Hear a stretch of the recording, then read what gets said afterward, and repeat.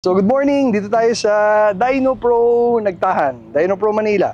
Itong 86, check lang natin kasi sabi niya parang lumakas daw ng konti sa gas after tuning. So may chinek lang tayo kung happy yung kotse sa gas niya. Kung hindi happy yung kotse mo sa gas na nilagay mo, ano siya, parang medyo mag-save siya ng konti. So tatakaw siya.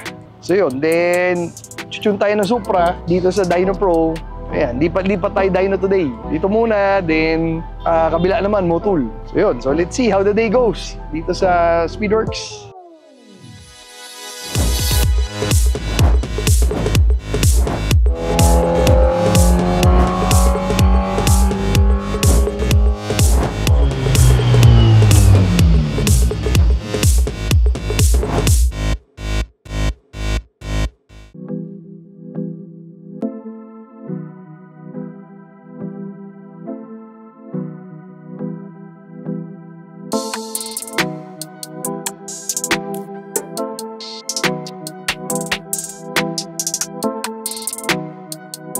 Yan, so, well, upon checking, iba yung ECU niya. May update kasi yung Toyota na naglalagay ng knee airbag.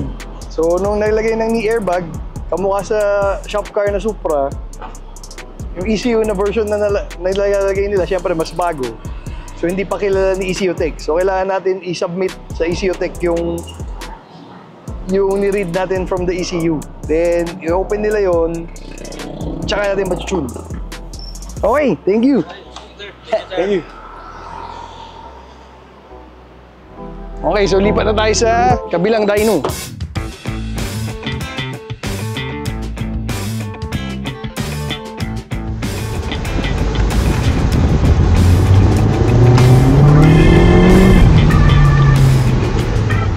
Okay, so lipat tayo ng kabilang dyno.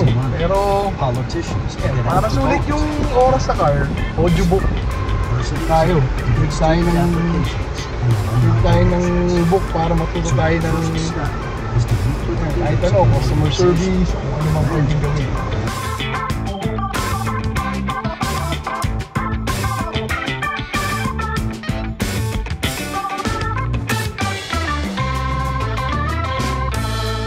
Merong Supra ulit dito, so hopefully hindi na-alak yung ECU. Tapos meron tayong re-retune na turbo na 86. Yun lang namang dalawa for today. So medyo maluwag siya.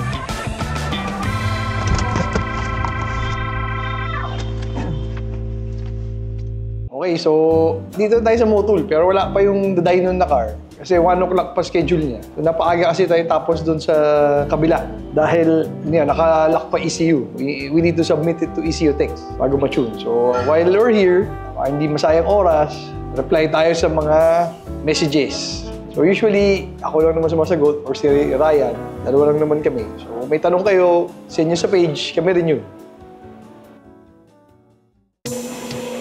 Eka, baka iba ECU. Baka iba ECU. Yung kanina... Hindi mo try ECU. Hindi, kaya lang isend pa kay ECU Tech. Sige. Sige. Ano tono natin dito, boss? Naka 97 siya eh. Pwede yun. Kung anong basta... Oo. Kung yun ang gas niya. Ha? Kung yun ang gas niya, dun siya matutune. Pero gusto ata 95 lang. Sige. Atras ko na lang. 97. Nalagyan ko siya ng map na 95. Tapos nalagyan ko siya map na 97. Pero sabihin mo sa akin, ano yung primary map niya? Okay, Supra ulit. So, this time, kaya na i-unlock yung ECU niya. Kasi sinaksakan natin kanina ng laptop. May na-encounter na ni ECU Tech yung software version nung na nakalagay sa kanya.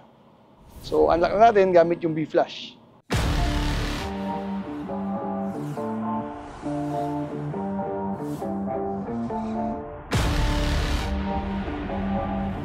Game time.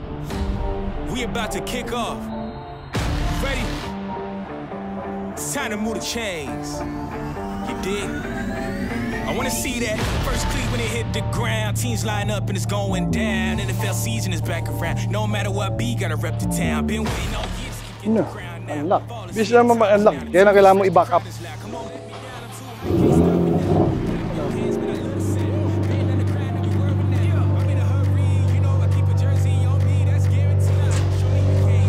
Ang lakas ng tunog.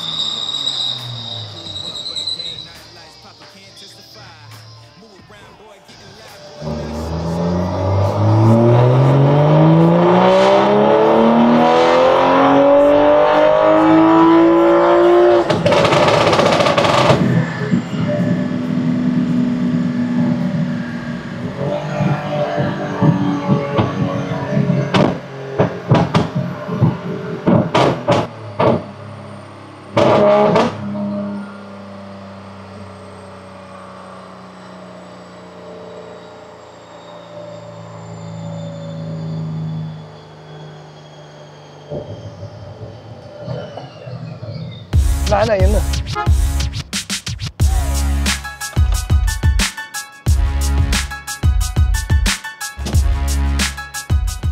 Yung sasakyan po natin ngayon is 2020 A90 Supra. So yung mods na ginawa natin dito is Flame Tune and 97 Octane. Hindi ko nakilala yung kotse actually. Nung pagka-start ko pa lang, alam kong nagiba yung ano niya, nagiba yung performance niya. Maganda yung gawa ni Speedworks. Actually, nakikita ko yung Speedworks sa Facebook. Tapos may kaibigan din ako na si Marky Young. Nagpa-tune din sila kay Speedworks pero GTR. Tsaka kay Mark Marcaida rin.